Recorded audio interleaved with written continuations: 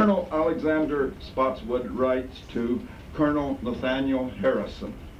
Both of them were Virginians by this time. The year is in 1724. In June of 1724, Colonel Spotswood, ex-governor of Virginia, was in deep trouble.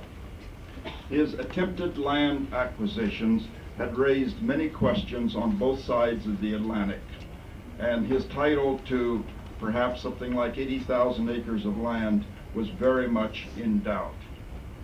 The legislation which had created Spotsylvania County, which included then Orange, Culpeper, so on all to the west, specified that there would be free land. You wouldn't have to pay anything to take the land, and that you wouldn't have to pay any quick rents, or what they phrased it was public levies. Now, public levies included several things, but it wasn't defined.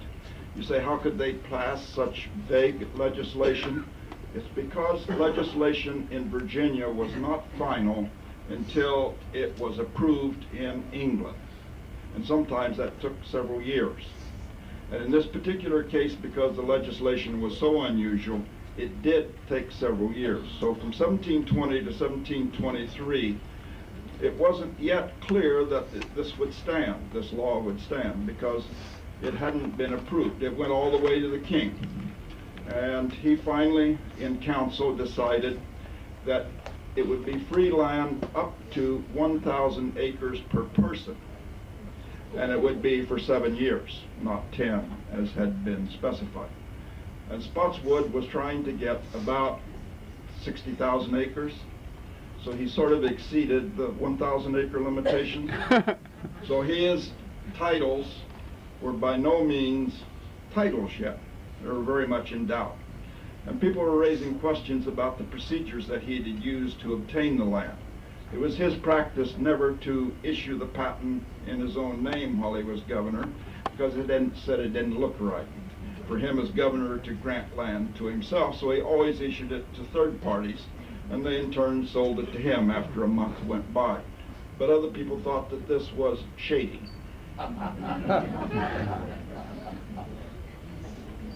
He wrote in June of 1724 to the Board of Trade and Plantations in London, who had oversight.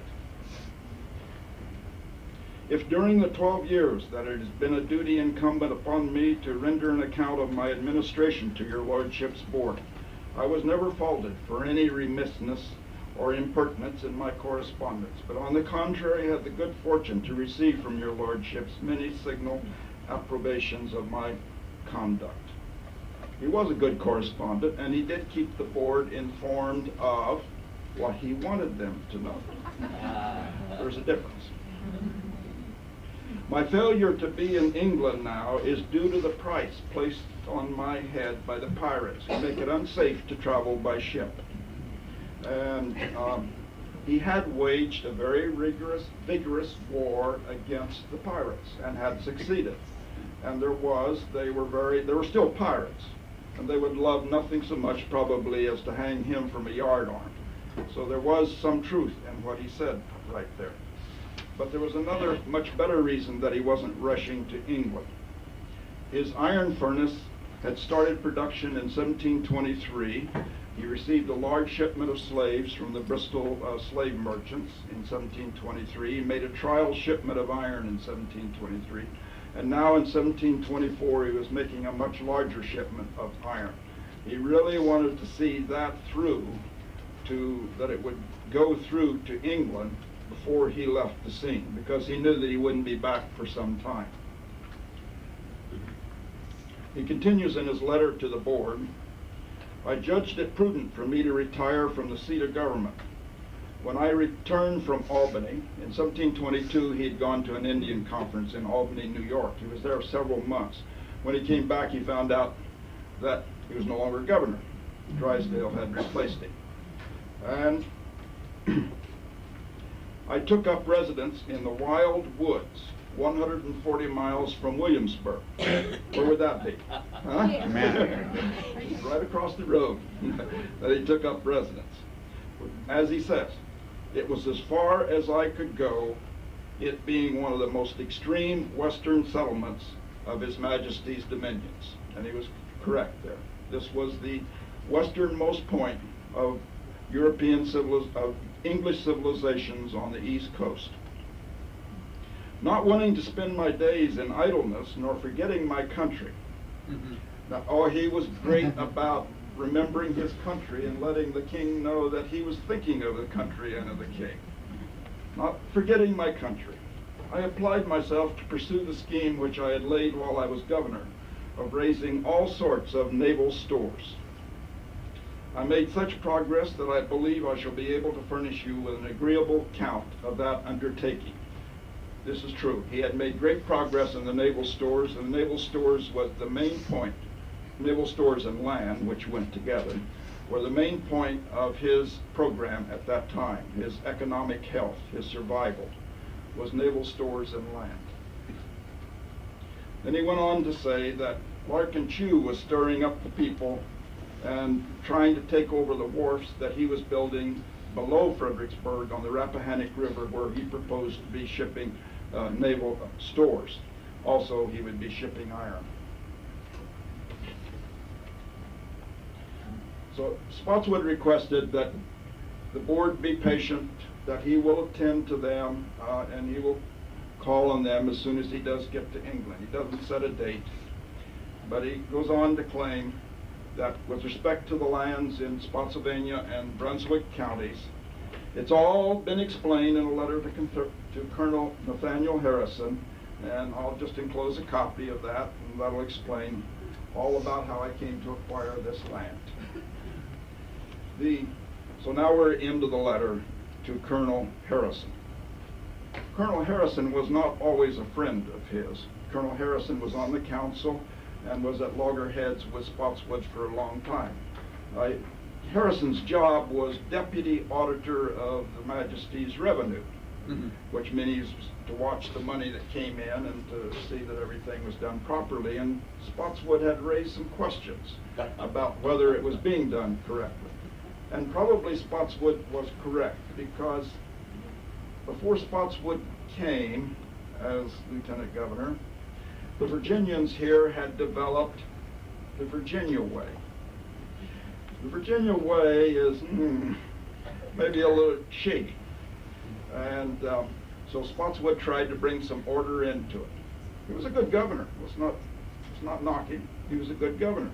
He tried to bring some order into it and made enemies of Colonel Harrison. Now he has to explain to Colonel Harrison how he happened to acquire all this land. So he's explaining almost to an enemy, not quite. Your letter of February the 15th relating to the land in the two counties is of such concern as ought to receive no slight answer from me, who have good reason to apprehend that aim has been taken at my possessions by those who have first broached the notion that a restriction of lands peculiar to these two counties would be most for His Majesty's interest. The only problem is that the 1,000 acre limitation was determined by the king in council. So it wasn't that other people had made the decision, but that the king had made the decision, and he was in violation of this.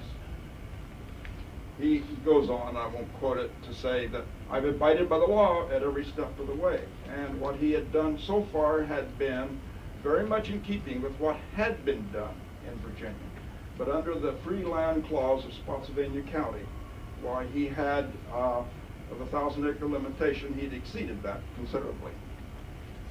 My primary views in taking up land have not been to raise in this part of the world a mighty landed estate for my own pleasure or profit, but that I have been first led into possession thereof either by motives of charity or by notion of securing the frontiers or a public spirit of promoting naval stores. Or else I've been drawn in by some incidents and cogent circumstances to engage myself further in these matters than I'd ever intended when I first set out. But again, notice the reference to that it was all for king and country. That was a favorite theme of his, all for the king and country. The first tract that I became possessed of was the 3,229 acres called the Germana tract, from my seating thereon of several families of German Protestants to the number of 40-odd men, women, and children, who came over to be provided for and settled upon land in these parts by Baron Grafenried, pursuant to an agreement he had made with them in Germany. But before his arrival, the Baron being nonplussed in his affairs, that's a good word, right? Nonplussed means minus, right?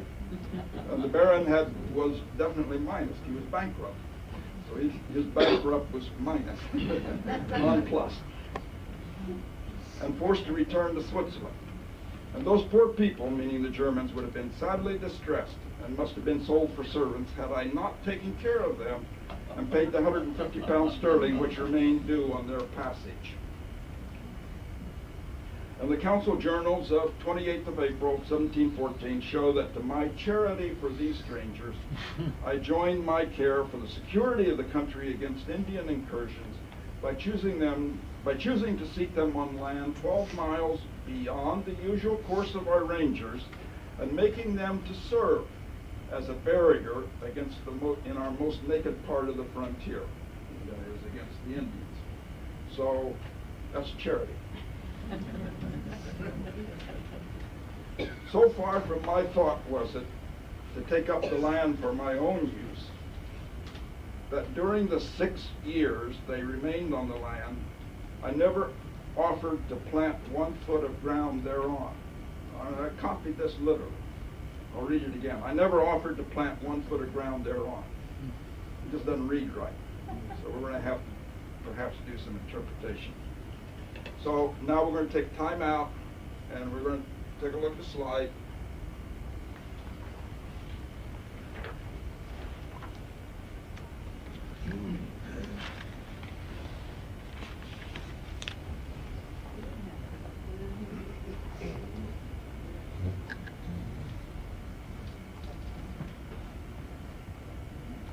Okay, the Germana tract is defined here by this dotted area right there.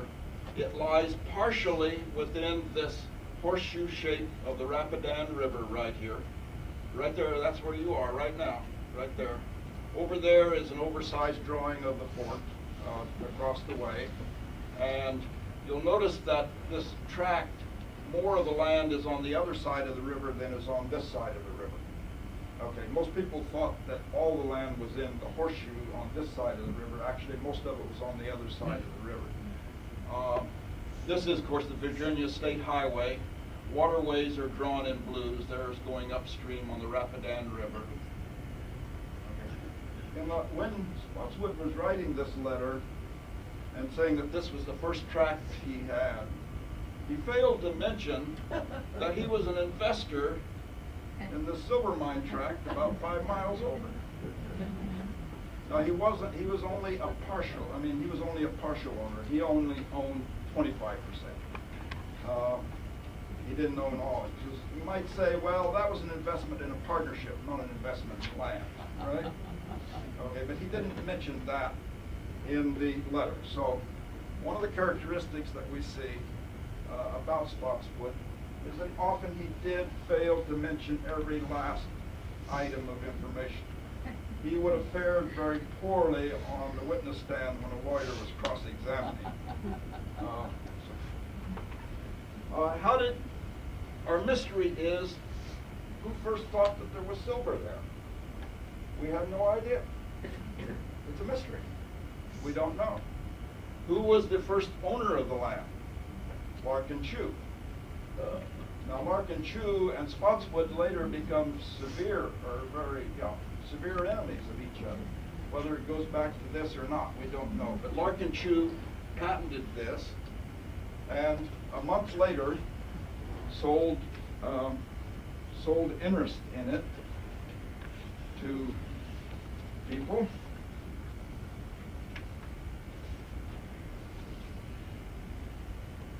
One-16th of it was sold to the Earl of Orkney. Who's the Earl of Orkney?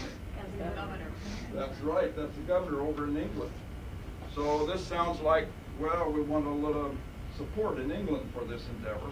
I doubt that the Earl of Orkney paid anything for his 1/16. That was just to buy his support. Spotswood had a quarter interest. Graffin Reed had a 1/16 of this mine. Okay, how did he was broke, bankrupt. How did he get to be a partner? Not too sure. The other partners were Robinson, Buckner, Corbin, and Clowder, and Larkinshaw retained about a 3/16 of an interest in this parcel. Now there was only one little problem, and that is that Spotswood was afraid of digging for silver there, because he found some. He said that it was not defined how much would be his and how much would be Queen Anne's, because Queen Anne was on the throne then. It wasn't defined, so he said, I'm not going to dig, I'm not going to find it until they tell me how much of it is mine. So he started writing many letters to Colonel Blakeston in London, agent for Virginia, saying, let's get this question settled. Colonel Blakeston was well aware that Spotswood was really hot into the color about the silver mine that he had. So Colonel Blakeston enlisted Earl of Orkney and others to write letters and memorials to the Queen and trying to get this question specified. The Board of Trade took testimony on it. They were all working basically towards that end.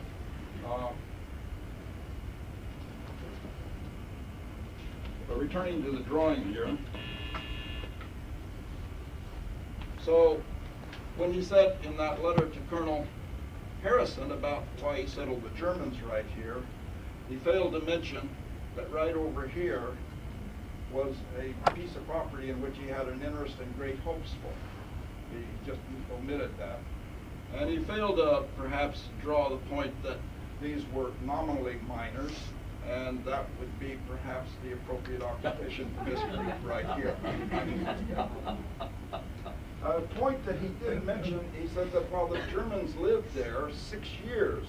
Now that is a bit of a puzzle because there's very good evidence that the Germans came in 1714 and left in January of 1719. So you can make out the 6 years by 17, 14, 15, 16, 17, 18, or 6 years, right? 1 month of that. So he stretched, I think, a bit in making up the 6 years. But perhaps he wanted to show that his charity was of long duration. Now the phrase that I read and reread and we didn't understand, but I take it that really what he was saying was never set foot on the land while they were there. That's false, because we know that Fontaine said he was here in 1716 on the trip over the mountains. So it's a bit of a mystery, but there's only the interpretation that we can make of that. So on the stand, Spotswood would not fare too well with a good lawyer. Michael, would you like to take the job? Sure. Michael's a lawyer. The letter, as it continues in writing to Colonel Harrison, my next tract of 3,065 acres, which being contiguous, I thought fitting to take up, the better to accommodate these people, that is the 40-odd people here, when I found them growing fond of having their settlements enlarged, it having been concerted, mutually agreed, that I should convey to them by lease for life, because as aliens their possessions could not descend to their children. But they being seduced away by greater expectations elsewhere, left the land upon my hands, and so I had to purchase slaves and servants for settling his plantations. Continuing the letter. Soon afterwards, I was drawn into another land concern. Drawn in, notice that? Drawn in February 1717. Now we got to stop. That's the old calendar, so that's 1718 by our calendar. February 1718. Sir Richard Blackmore writes to Mr. Secretary Cock to engage me to favor a design which he, with several, that is Sir Richard, with several considerable men at home, had to set up ironworks in Virginia, and desired people might be employed to find out the ore. And some 1,000 of acres were taken up for that purpose. Accordingly, I set my Germans to work to look for such ore, Okay, so this says that he had the Germans start looking for ore in February of 1718, which search cost me upwards of 60 pounds, 60 pounds plus. Now, how much is 60 pounds plus in an industrial enterprise of this size, even in that day and age? It's nothing, right? It would buy a little black powder to blow off some of the rocks, right? That's not what it would buy. A few tools and some black powder. But afterward, about 2 years, I received a letter from Sir Richard telling me that he had at length considered that he was advanced in years, his health was impaired, and the undertaking was at too great a distance, and therefore he was determined to drop the project. Yeah. Whereupon, rather than enter into a contention for my reimbursements, I chose to join in with several gentlemen here who were willing to carry on the project and bear their proportion of the charges which I had already been at, and so the mine tract, consisting of 15,000 acres, was would be February of 1720, taken up by 9 or 10 adventurers. That means partners, of which he was one. So what we can see from this, or infer from this, that the Germans did start to work in February of 1718, and they did leave about January 1719. In that year, they did find the iron ore and did develop the mines to the extent that he was encouraged to invest his own money now in it. Now, I don't literally believe you here. I believe that the Germans had been looking around before February of 1718, and that they had found ore, iron ore. With regards to whether Spotswood found iron ore himself, no, forget it. He wouldn't know it if he stumbled across it. The Germans would. They wanted to do something to sort of earn their money, get their release and so on. So I think they were looking around and they'd found the iron ore. So, but he didn't want to make it look like he started looking for iron ore before Sir Blackmore, Richard Blackmore in England, had asked him to search. So that's what he dates it from. And so that was the reason that he that was the reason he took up 15,000 acres, not because he wanted to, but because Sir Richard sort of asked him to do so. And so he had to do that. About the same time, and when you put this all together, about the same time means February of 1718, or that's the end of 1717. About the same time, I fell into another partnership of land, Mr. Robert Beverly having discovered some excellent land among the Little Mountains, and made a survey thereof before the proclamation issued in 1710 concerning the granting of land, but not daring to seek land so remote from all Christian inhabitants. In other words, that land turns out to be right close here, I'll show you. And we're 12 miles beyond the usual course of the Rangers. So Beverly was not going to pay for the land because he doubted that he could get anyone to live here on the land. So he found it in vain to take it out until an opportunity happened of freeing a considerable number of German families. Now listen to the next word, imported. What does imported mean to you? Right, they ordered it, right? On purpose. On purpose. Now, it's a little slip of the tongue, I think, on his part, right there, to say imported, but that's what the word that he uses. When he invited me to become a sharer in the land, and at the same time admitted in some other partners. So first, Germans, then the partnership, and so on. Okay, we'll continue. To the end that we might all join our abilities to make a strong settlement with a body of people at the same time. So if they get a large number of people, and they have the land, they set them all down, they can mutually protect each other. That's how they get started, is to try and get a very large group all started at the same time. So, accordingly, I came into the proposal as judging it in no ways unbecoming to me in the station of governor to contribute towards the ceding of His Majesty's land. Once again, it's all for the king. And paying down the passage money for 70-odd Germans, we settled them upon our tract as free men, not servants, in 20-odd tenements, all closely joined to one another for their better defense, provided them with a stock of cattle and other things necessary for their support, without receiving even to this day, 1 penny or penny's worth of rent from them. At the time he wrote this, he was engaged in lawsuits trying to get large sums of money from them. The tract then consisted of 13,000 acres. That was the amount that Beverly had staked out and was claiming.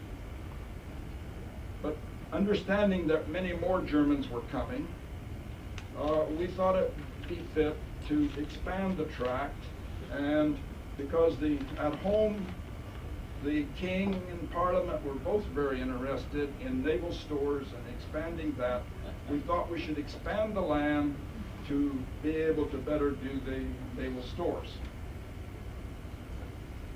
Again, all for the king. So it was increased to 40,000 acres.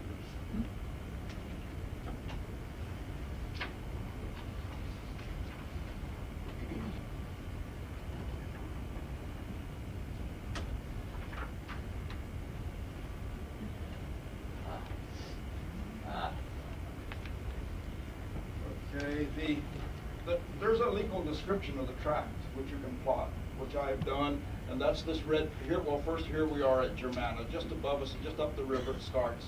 This is the tract, the red boundaries. Crosses the Rapidan here, goes up the Robinson River to here, then follows the crooked or meander run to here, overland to branches of mountain run. Then it comes in on the backside of the courthouse, i.e. Culpeper Courthouse.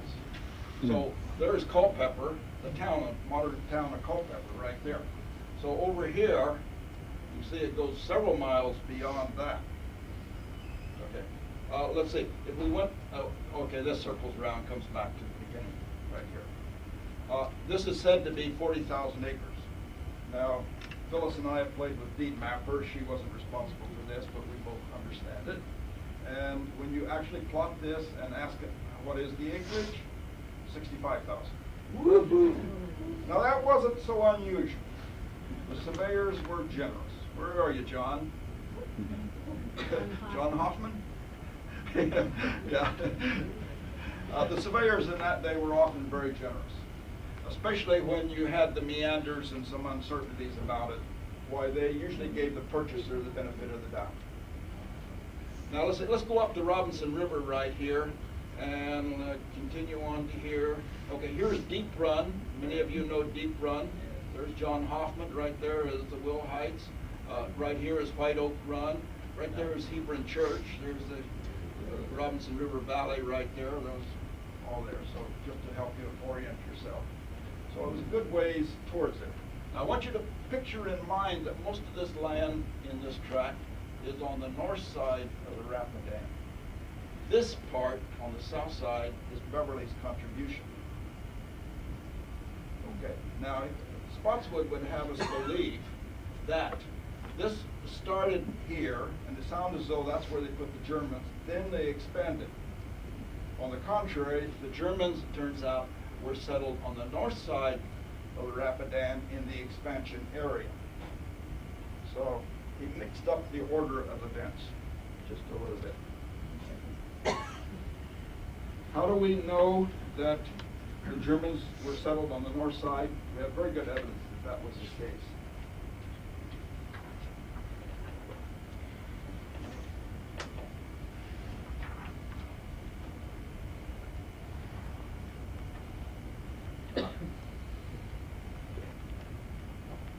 So again, we're sitting right there under that sea, right there. There's the fort right there. I don't show all of the Germana tract, which is right in there. This is just only the very easternmost part of that Spotsylvania tract right here. This red line outlines there.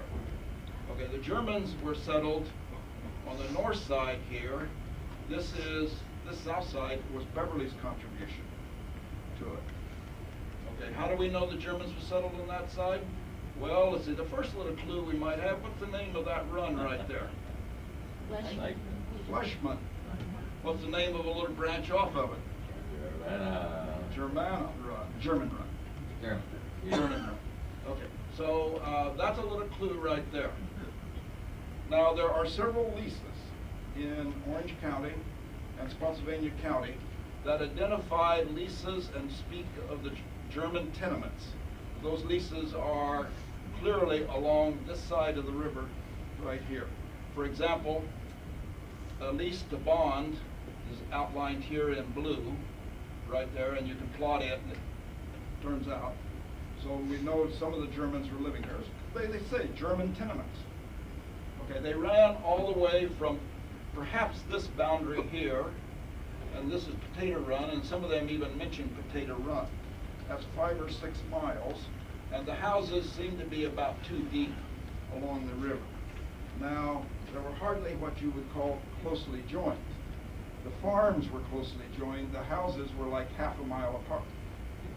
So, in the case of protection, it was run fast, or perhaps try to get across the river. Incidentally, on this bond tract right here, Bond's lease, when the surveyor drew that up, he put in 2 of the German houses. One of them is right down here, and one of them is right up there. John, you going to go dig? I'm itching. Okay, it might be of interest that this area, in conjunction with Mary Washington College and Professor Stanford, we did search down in here, and he did do an excavation, and he did find in this area right here a evidence of 18th century, but it's never been explored more. Yes. Okay, but we thought at first that maybe it would be very closely joined right here, but closely joined means it's like 6 or 7 miles. Well, you can see what 1 mile is right there. So it was spread out right in here.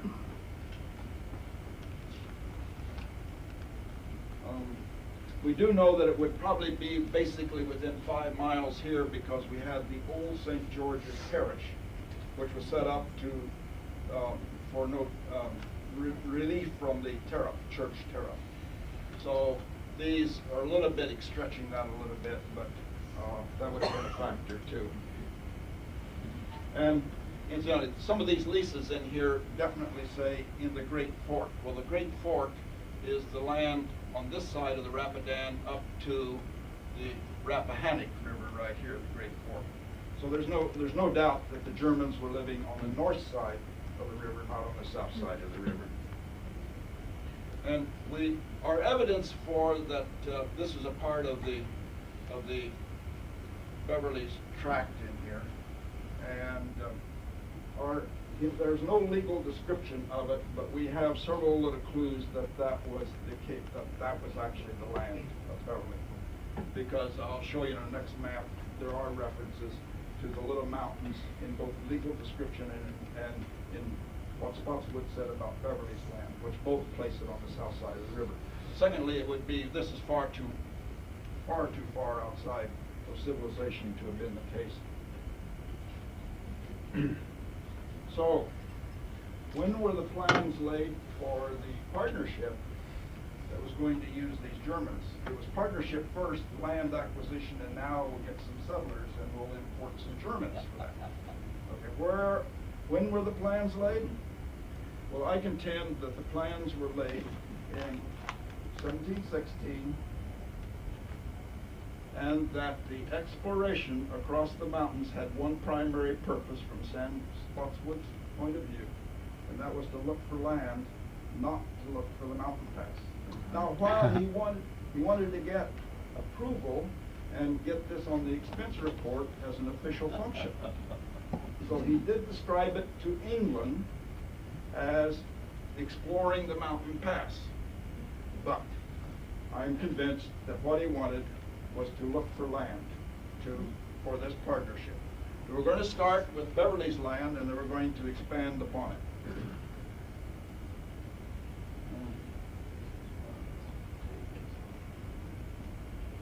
In his letter to Harrison, he continues, speaking of the Spotsylvania tract, and considering the number of free people we have settled upon it, with whom we agreed to allot sufficient land for their lives. There's about 100 Germans, and so there's 40,000 acres divided among 100 Germans. Why, that's 400 acres per man, woman, and child. That doesn't sound like it's excessive, right? It's very reasonable. If I am now possessed of both this and the mine tract without any sharers or partners, I have been brought into that circumstance more by necessity than by choice. For it is well known here that two of my principal partners dying, executors of one and the heir of the other, positively refused to go along, and the other one was having money difficulties, and so he gave up. So he contends that all of this fell to his ownership, not because he really wanted to, but because everyone bailed out on it or died.